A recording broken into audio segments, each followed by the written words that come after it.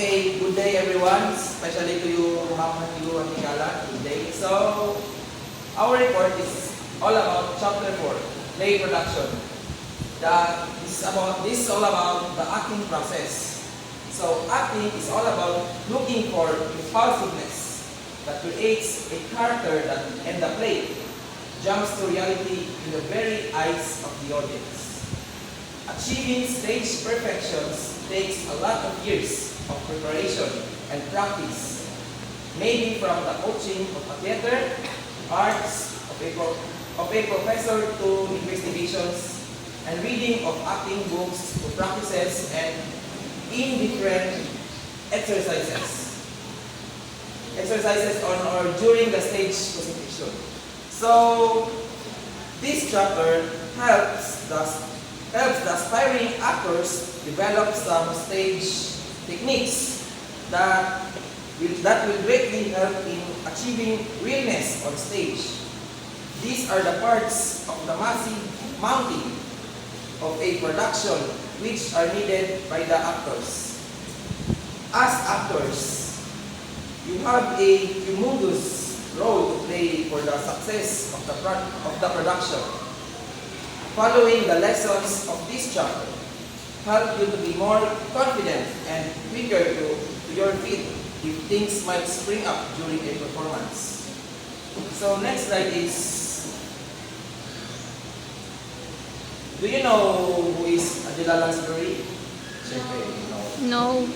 So according to Angela Lansbury, actors are not made, they are born. Even with this quote, one's ability to act is to be cultivated, so to reach its potential perhaps. We have an intrinsic capacity to act since others do not, but without adequate training in professional acting, you will not be able to realize your dream to becoming an actor. Proper training and coaching in acting are a must if you are aspiring to become a thespian, because stage acting consists a lot of technicalities and guidelines. You will not just memorize the lines and start throwing them on stage. One should know the proper ways of doing it properly on stage. One must understand that even the most professional actor still needs to be trained and refreshed with every production he or she will be staging. So for me, I don't agree with her because acting is a skill that can be developed through training and exercise. So,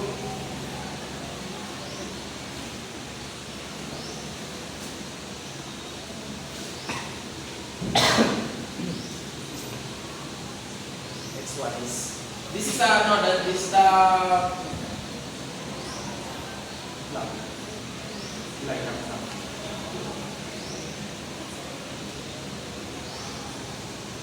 So, who is Angela Lansbury, no?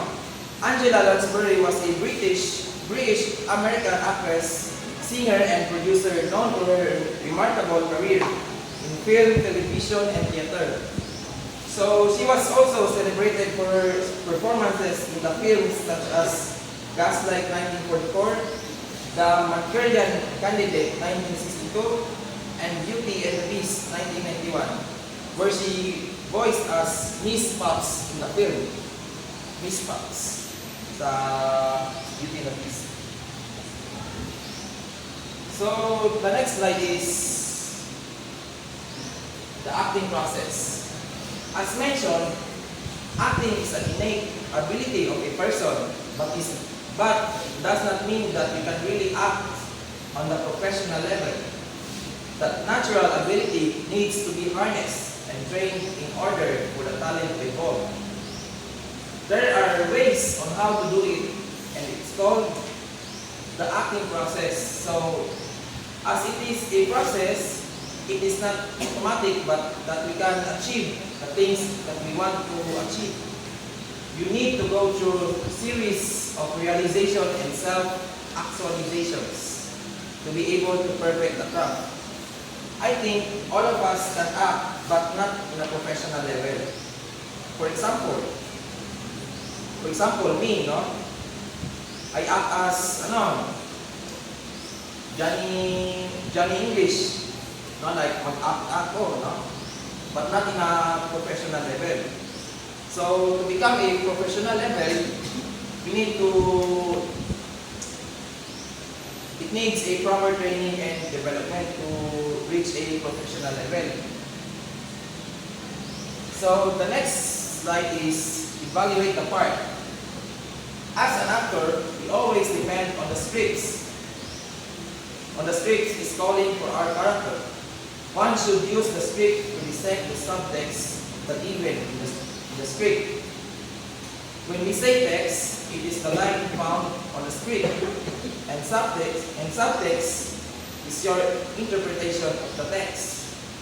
In a way, we can determine the character's general description. Nuances, movement, etc. And with this, you will have the time to create the character that is presented on the script. Subtext is also known as quotation analysis. And it is critical for an actor to understand what the character says or does, as well as how the characters react to the characters. And this is also how the characters behave toward each other.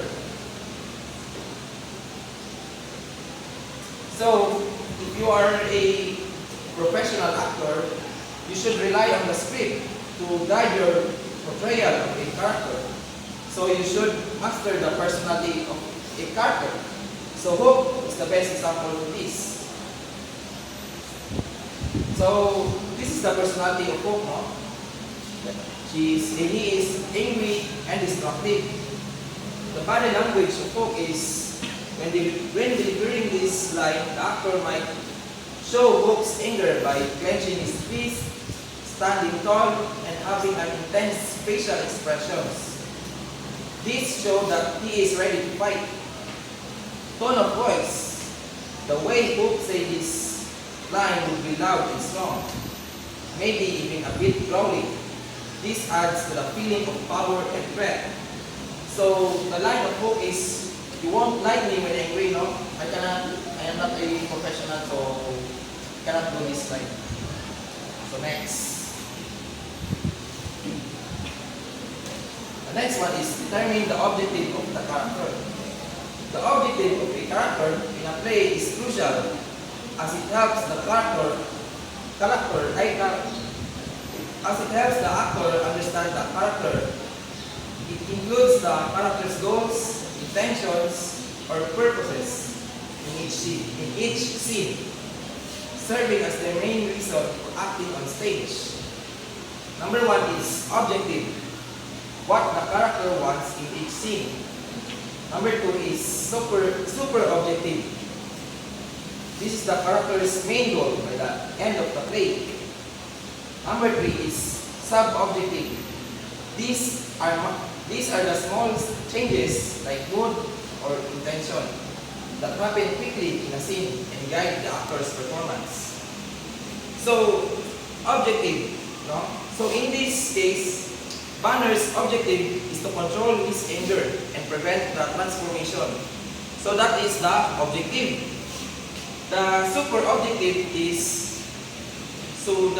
here is, he wants to permanently control or cure his Hook transformation. And he wants to balance his life as Bruce Banner. Bruce Banner, a smart scientist with being the Hook, a powerful monster. So I think most of the students know this movie, no? So the next one is sub-objective. These are so sub-objective is like a mood swing because he is from defending to attacking. So the next one is interconnectivity, no? Robert Cohen's term, or RELCON, combines relationship and communication to describe. Ay, ito lang. Di ba? Robert Cohen's term, RELCON, combines relationship and communication to describe how actors connect on stage. Dialogue in theater involves both what is said or content and how it's said or relationship. Actors must understand the subtext to deliver lines effectively and build strong connections on stage. So, actors must understand the subtext to deliver the lines effectively. So, if you are in front of the stage, you shouldn't just say the subtext. You must understand it with feelings for the better performances. The next one is purpose that role satisfies in play. In a play, every character has a purpose or role that adds to the story. As an actor, you need to understand how your character fits in the story and what actions your character takes. You should also know if your character is a main one, like the hero or villain, or a minor one. This understanding helps you research and act out how your character should speak, move, or express emotions. Knowing this will guide your performance and make it more believable. So, you should know how your character fits into the story, and you should also know the attitude of your character. If you are the hero or the villain.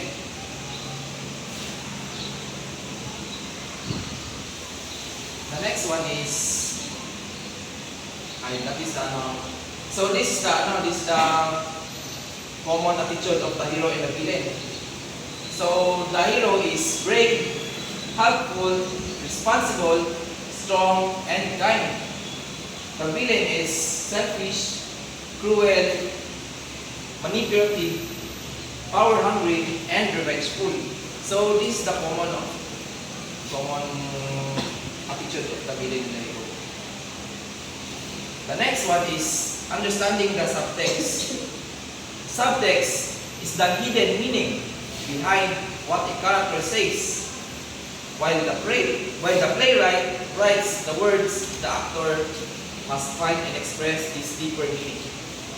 It's not just about the words, it's also about how they deliver the actor's actions and the unspoken thoughts of the character help reveal this hidden meaning. Simply put, subtext is the reason behind the character's emotions and actions on stage. It's like reading between the lines.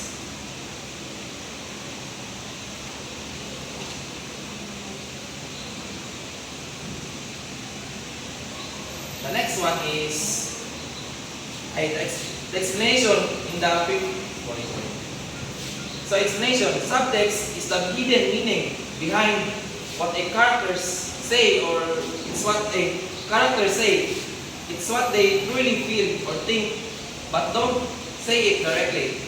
For example, if a character says, "I'm happy for you," but shows a forced smile, the subtext might be jealousy. The actor's tone and body language reveal this hidden feeling, letting the audience understand the true emotion behind the words.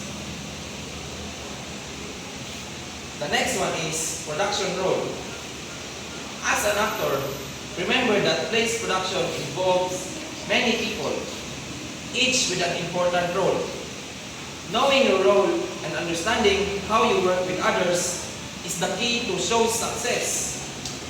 Although you're on stage, every team member, including those behind the scenes, is equally important. Theater is a team effort, not just being in the spotlight. So, as an actor, it's important to know your role and work well with them and with others. Even though you're on stage, those behind the scene are just as important. Theater is a team. behind the scene are just as important, no? So theater is a team effort. So that's all. Uy!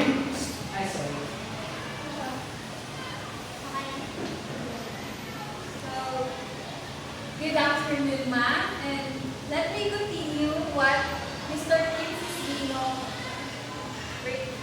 Mr. Kinsino's report. And my topic is all about what is acting technique. So, the theater is a very technical world that even in the slightest thing you do on stage is very calculated and anticipated. There are a lot of things that you need to remember once you start stepping into the stage. We see actors that look so natural on stage, but they are subconsciously remembering the do's and don'ts of the theater. These certain ways that actors do on stage are very inspired by different schools of acting techniques. So, what is the importance of acting technique in a particular play? So, this acting technique is the guidance of the director where he or she will going to guide a certain character in a play to perform well by the use of this acting technique. And there are 8 popular acting techniques, and these are Stanislavski method, classical acting technique, method acting technique, Nisnir technique, Chekhov technique, practical aesthetics, and Uta Hagen technique, and the last one is Viola Spolin technique. So the first one is Stanislavski method. This method, or the acting technique, is developed by Konstantin Stanislavski, and this was developed around 1863 to 1938. The founder of the Moscow Art Theater introduced the method emphasizing the natural, truthful acting. And this technique will going to ask questions to explore characters' inner truth, like who am I, where am I, what to do, or what do I want. And the principle if actors imagine themselves in a character's situation, revolutionize acting by replacing exaggerated gestures with realistic performances. And this includes the personal experience where the actors and the actresses will going to use that personal experience and turn into their or the inspiration in their acting. And the second one is the classical acting technique. And this method is proposed by or rooted in the ancient Greek and Roman. And based on, in relation to the first technique, it is combined with Michel Denis methods. It focuses on the balance between the external expressions and internal motivations.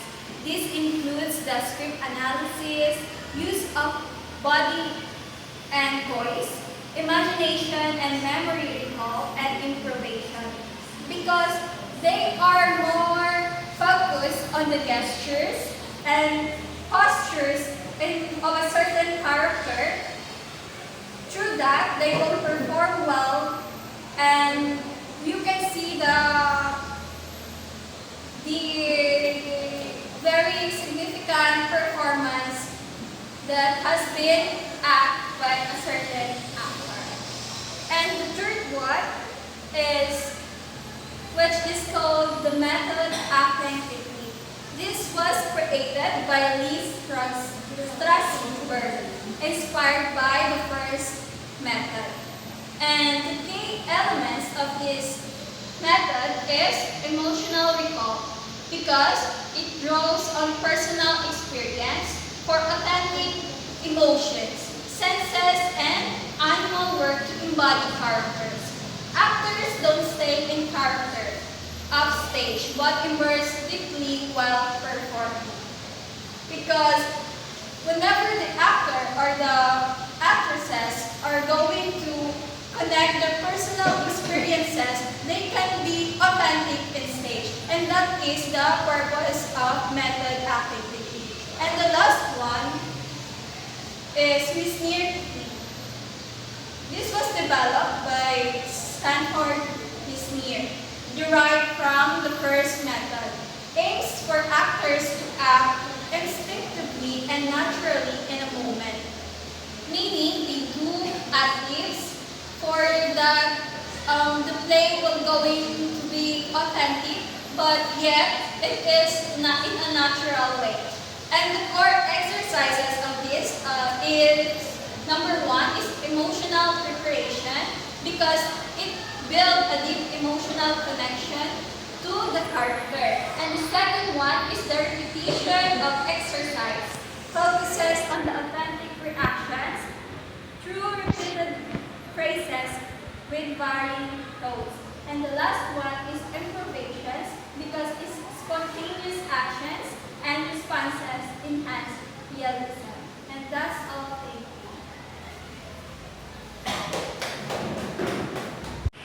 Good morning, everyone. So my report is a continuation of the report of Ms. Abby. So my topic goal is studied under the Stanislavski at the Moscow Art Cafe, where he was noted to be Stanislavski's best student. So he moved away from Stanislavski's system later in life to lead the company under the name of the Second Moscow Art Cafe. So Michael was his father was the brother of the famous playwright Anton Chekhov. So the next slide is Michael psychological gesture. So Michael is onward gesture that presents the character inner psychology, later in rehearsal and character development. The gesture is twist. So Michael is final realized that the actors has psychological gesture, and Michael is represent a character inner psychology. So the next is UTA hygiene. Another Stanislavski's disciple created a technique based on his method, and she was UTA hygiene. She was a professional film and theater actress and became a well-known mentor in acting. So UTA hygiene is the technique of Mikhail Chekhov. So first is substitute actors uses moments from their own lives to create authentic reaction in his scene. And the second is conference actors create a hybrid of the facts of the play in their own life to motivate to recall the visual. So the technique is show the actors or the actress how to interpret their emotion and their scenarios or movies. And the next is actors or actors have observed themselves in various observation of their daily life. And exercise actors focus on creating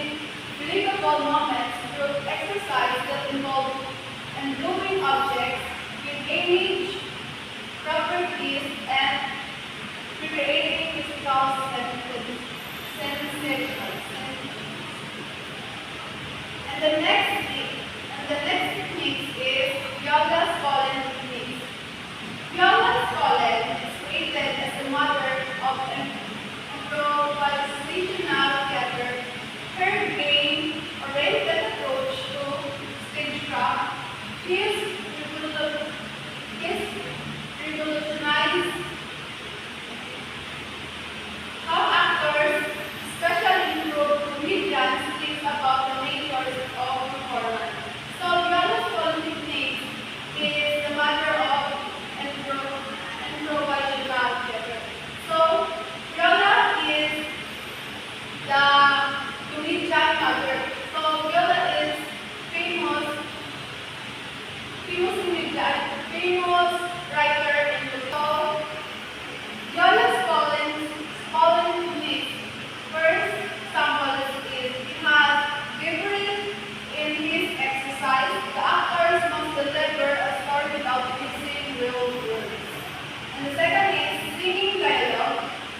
This exercise is exactly what it sounds like, inviting actors to think outside the box about dialogue by singing it and engaging their full body. And lastly, mirror. The two people stand face to face and attempt to make themselves an act mirror of their partner at all times. That's all my report. Good day, Mom. I am Hazel Maris Marville, and today my report is all about the improvisation theater. So what is improvisation theater? Improvisation is also known as improv or improv. It's a theater where actors create acts on the spot. Most of the situations are comedic. This is a very old kind of performing art, basically on acting and music traditions. This acting art was established over the years. At present, all theater schools use improv as means of training actors. So, in short, improvisation theater or improv is a type of acting where actors create scenes and dialogues on the spot, often in a funny or entertaining way. It is one of the oldest forms of performance involving acting and music traditions. Today, it is widely used in theater schools and training actors. So Viola's Poland, Craig Johnston, and Del Close were forerunners of the modern improv technique in the 20th century. So short improv performances was developed by Spolin and John Stone, while Harold or long improv performance was created by the Close. Next, so these are the forms, 3 forms of improv. First, we have the short form improv. It's also called the improv phase, where a very short situation is shown to the actors and does an improv with it.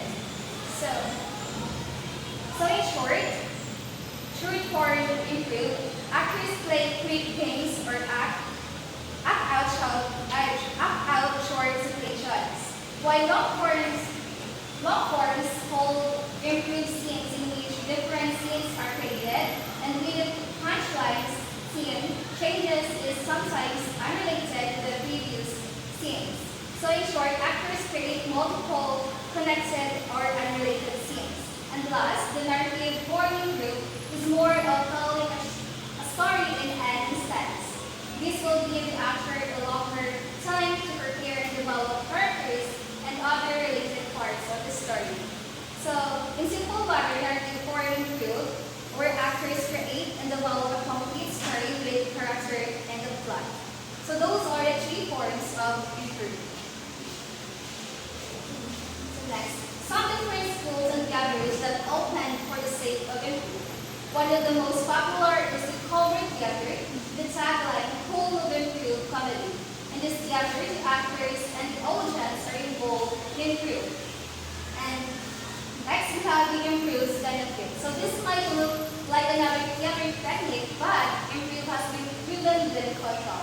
This is the kind of art form that will give opportunities to a person to improve himself or herself in many strata. So the improv benefit is not just another acting style. It helps people grow and improve in many ways. It gives opportunities for self-improvement in areas like communication, creativity, and confidence. This makes it a fun and valuable activity for personal development. So when training to undergo improv, one will realize that the activities done are not only fun, but learning experiences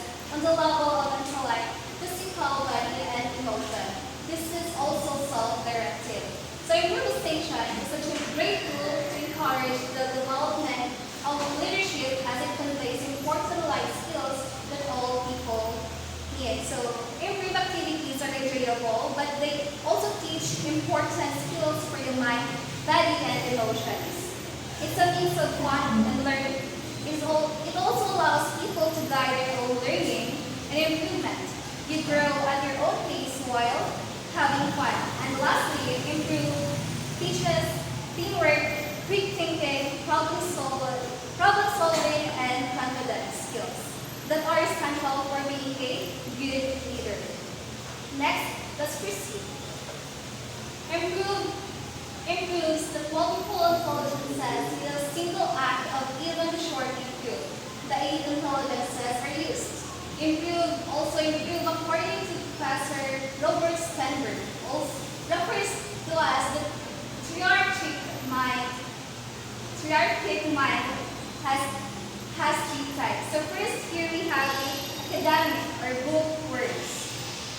So academic or book words help with logical thinking and understanding concepts, like what book smart people do. Next we have the practical street smart. So it improves problem solving in real life situations. And lastly, the creative or the ability to think in new ways. So it boosts the ability to think new ideas and approach thinking in innovative ways. So for improve, creative intelligence is the one that is used. The 7 aspects that we said intelligence are intelligence, social intelligence, physical intelligence, verbal intelligence, spatial intelligence, musical intelligence, and creative intelligence. So self-intelligence, it is your understanding of your own emotions, thoughts, and interactions. It improves these help actors to control their feelings and express themselves better. While the social intelligence, it is the ability to connect and interact with others, improves teamwork and communication with fellow actors and in the audience. And the third one is physical intelligence, using body language and movement to convey emotions or ideas, improve open, realize gestures, expressions, physical actions to tell a story. And the next is the verbal intelligence. It is the ability to use words effectively. And improve actors must think quickly to create witty or meaningful dialogues. The fifth one is the spatial intelligence. So it is the understanding of space and how to use it creatively. For improve, actors visualize creative, imaginary environments during performances. And the sixth one is the musical intelligence. It is the ability to understand and use rhythm, tone, or music. Some improved scenes involve singing or using sounds to add to the performance. And the last one is the creative intelligence. So it is the thinking of new and imaginative ideas. This is the core of improve, as actors must create unique scenarios and responses on the spot. So these are the 7 aspects of creative intelligence for improve. So with the use of these 7 intelligence by Sternberg, the actors or even students trained to improve will gain a lot of advantages that they can use in real life. The different intelligences consist of components of life. When all of these will be triggered with improve, the actor will always come out as a successful person in his life. So using the 7 intelligence and improve, training helps actors and students develop important skills for life. Each intelligence represents a key part of life, such as understanding yourself, working with others, or being creative. When these intelligences are practiced to improve, they improve problem solving, communication, confidence, and creativity. This makes the person better prepared to handle challenges and succeed in life. In short, improve helps people grow and become more capable both on stage and real life. So that's all included in my report, and thank you. Cut ko lang. Good day, Mom. I am Joy Senator Luzon. Today I am going to tackle about the 5 basic Improvisational theater, short for improv, is spontaneous in simple theater where the performers make up their performances on spot. So to be successful with that play, we have 5 basic improv rules. So first one is don't deny. Don't deny is when an actor doing the improv denies the other. So the story goes off track. For the improv to be successful, when the other actor says a line, make sure that your reply will be within the topic. You should do this. For example, oh, hi Jillian, this is our new office. Oh, our office is very beautiful. Thank you. Not this. Oh, hi Jillian, this is our new office. Oh, this is not an office, this is a stage, and I'm not Jillian. Don't be like that. Don't deny your script on the other actor. So number 2 is don't ask open-ended questions. So when we say open-ended questions, these are the questions that cannot answer with a yes or no. So these kinds of questions will burden the actor with answering them, as if you are asking for an essay from other actor. Questions like, how do you see your future? How did you choose that answer? So don't be like that. Don't ask questions because this is not a Q&A. This is a play, and it might go wrong. The play might go ruined. So don't be like that. You should stick with your character. Stay with the line of the story so that it will be successful. So number 3 is you don't have to be funny. So as we all know that forcing laughter to the audience is when you are not a jester, like you're not a joker. It's not very hard. It's not easy. So as an improv actor, you should not force yourself to be funny. Occasionally, the joke will simply slip out because you are unsure how to crack it, and the audience finds it amusing. So you don't have to force yourself to be funny. Just go with the flow so that your play will be wonderful. So number 4 is you can look good if you make your partner look good. So here, the actors should not be outgoing each other. On stage, you let your partner shine also. Don't put down your partner. So in doing this, on stage will be very obvious, and the audience will realize easily that you are putting your partner down. In that case, you will receive the boost, and act will fail. In improv, you should help each other in pushing the story in a way that both of you are helping in every step of the way, because no matter how wonderful your ideas are, if you put down your partner, they would be insignificant and the whole act will be down and drained. So let's avoid this. So last one is tell a story. So the true charm of improv is when you notice that the actors pick up entirely arbitrary proposal and make them work. You should make it happen by creating a good story and narrate the story in a way that the audience can follow. You should also make it very interesting for the audience to hold on with your act. Of course, if you have experience and you can tell a story very wonderful and you can hook your audience, they're not get bored because you have a good way how to tell the story. And you should make your audience interested by you. So that is the 5 basic rules that you need to apply so that your play will be successful. Thank you. Good day, ma'am. I am Jalen Pinera, and today I will be reporting about quality. So your voice, your natural voice, is the quality of your voice, and this will depend on the timbre and the right development of vowel sounds in your speech structures. So there is a difference between your natural voice and your professional voice. So your natural voice is shaped by how your voice sounds, which is influenced by the quality of your voice and how you pronounce vowel sounds. So what are the vowel sounds? So those are the a, e, o, and u.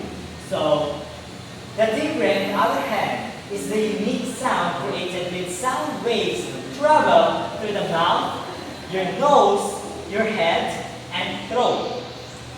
To improve the timbre, hum with an open mouth and relaxed throat, pushing the sound forward. So, timbre is the special quality of your voice that makes it unique. So it comes from how sound travels through your different parts of your body, like your mouth, your nose, your head, and throat. So to improve your timbre is to make it better is to practice humming. So what is humming? Humming is like this. That like you close your mouth and then you produce sounds. You just let the sound go through your nose or maybe through your ears. So that is humming, and that is how to improve your timbre. Next is so the sounds M, N, and NG or sounds are made with the nose, while other sounds come from the mouth. So if your nose is blocked from a cold, it affects how you sound, making your voice sound dull and congested. Also, if vowel sounds keep from being made in the mouth and nose, it can make your voice lose its quality and sound flat. So of course, if your nose is blocked, the sound will be different. For example, when you close your nose, that is exactly like you block your nose from a cold. So like this. So there's a difference when your natural voice comes out if there's no blockage on your nose. Also, it may become sound dull and congested. And the vowel sound frequently made in the mouth and nose, it can make your voice lose its quality and sound flat. So the quality of your voice will be different and it will be something it's not giving. So next is, okay. So the quality of your voice is also affected by how you feel at the moment. When you are angry or afraid or sympathetic, the quality of your voice is changed, of course. There is also a, what do you call this? The contribution of the emotions to our, the voice quality of our quality of voice. Of course, when we are angry, we tend that the quality of our voice is high, and it may sound like you are being afraid. You are being feared.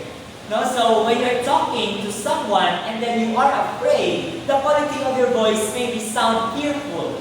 And when you are sad, the quality of your voice will also be sound sad, and that makes sympathetic. And also, moreover, as we grow older, the quality of the voice changes. Yes, of course. I myself observes this, and my Lola and Lola is what I observe about them is that when they sing, it's really different when they sing. When a younger person and an older person is being compared, the quality of their voice is different. It's distinct. No, so maybe the older person may sound like oh, but the person with younger person, the younger person may sound like it's flat and yes, so that it may sound. So that is the difference between the younger and the older person. So the use of different voice quality should be used by the actors on the age they are acting for. So an actor may be acting like based on the age of what the age of of what they are trying to act. For example, the younger, so of course they should act, the voice of the quality of their voice should be like something like a younger person. And if they are acting like an older character in a movie, they should be older also. So next is, so an exercises for quality. So, okay. To find your larynx, gently place your pointer, and middle fingers. Ay, what do you call it? How about pointer? Okay. So these two. Your pointer and middle fingers in your Adam's apple. So this is the Adam's apple. Say bo and bo. And feel how your vocal folds tremble. So I can feel it, the trembleness of my voice. So I can feel it through my middle finger and my pointer finger. And take note of what makes them vibrate. And then try the exercise with different sound waves. So I really observed that it's really vibrating. And it's from the larynx through the, maybe it's the process. From the larynx, the apple, something. And next is the experiment with your resonant circuit by pinching your nose while saying hello everyone. First say it with an open mouth. Okay, let's try this. Hello everyone. Okay, so next is, then try it with a closed nose. You can also repeat the phrase while keeping your upper and lower teeth close together or by pulling your tongue back to see how these changes affect your voice. Try it with a closed nose. Okay, so then I'll try it with my mouth closed. So, ano ba? Maybe a closed nose then. Okay. Ano ba? So basta ano siya. And next, finally, choose a word from the list. O, and go. Stop and say it repeatedly while expressing different emotions such as happy, sad, tired, angry, scared, in love, real, hopeful, and sleepy. Notice how the quality of your voice changes depending on the emotion you express. So let's try the word O. Okay. So O, let's try it with the expression happy first. So O. That's happy. Next is sad. Oh. Next is tired. Oh. Next is angry. Oh. Next is scared. Oh. Next is in love. Oh. Next is thrill. How do I put it? Thrill. Thrill. Oh, maybe ganyan. Next is hopeful. Oh. Next and lastly is sleepy. Oh. So that's it. So you notice how the quality of your voice changes every time your expression or your emotion changes also. So that's it. That's all of my report, ma'am, and thank you for listening. Good day, Mom. My name is Vanessa Lizona, and I will be tackling about the pitch. So, pitch is the range of your voice, high and low shapes. Each of us has a different voice pitch, but we have the ability to move our voice scales as we talk, like what I am doing. The pitch of your voice will depend on the speed of the vibration of your vocal folds. So, pitch produced by our larynx, which is located here, or your voice box. So, we usually use 4 or 5 notes ordinarily, but as actor or speaker, we need to use variety of pitches to be able to achieve a certain range in the delivery. Training out the pitch of the voice is very important. Why? Because Training your voice pitch can help you in many ways, including singing, speaking, or strengthening vocal cords, or preventing injury. For example, I have here an example. So, some women have high level of pitch and sounds very disturbing to hear to the ears. To make their voices pleasing, they need to practice using lower pitch because it would be more pleasing. So, sometimes when a person has a higher pitch, it might be disturbing to anyone or to any kind of person to hear that high notes or high pitch of them. So, the use of pitch gives color to the utterance. It is very unusual that the person gets excited and the pitch does not change. So, the intensification of pitch enhances the speech, but if the actor's voice is overly intensified, it may also cause a squeal and affect the actor's characterization. So, pitch. Inflection makes the voice interesting. So, it is the different changes of the voice pitch. So, if your teacher has no inflections, most students will fall asleep because of monotony. Do you observe that? So, when the teacher has no changing voice, the students were like sleeping after class. So, as an aspiring actor, you have to know how to manipulate the ways of doing pitch. Observe other people as you talk to them and notice the change of pitch in their voices depending on the intensity of their utterances and even how they feel during a certain topic. So, it is obvious that when communicating with someone, the message is clearer in the pitch of your voice changes as emotion changes too. So, for example, when I'm using this voice, they might think that I am hungry when I'm using this voice. They might think that I'm sad. So, pitch is very important for communicating them. So, certain meanings of words change depending on the pitch. Even underlying of what he said is revealed because of inflections. So, there is these exercises for pitch.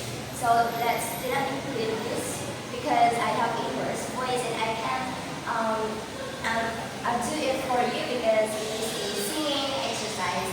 So, let's proceed. So, I have this an example of sentences with different pitches.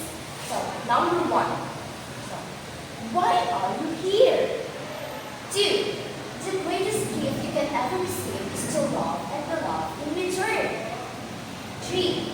In delivering a line, you need to use inflections to make the conversation interesting. Number 4. What did I tell you? Get up right now. Sorry. 5. Why should I go? This is my house. Okay. So remember, that are the examples of pitches in different sentences. So remember that pitch is the highness and the lowness of your voice. Pitch is very important because it emphasizes something.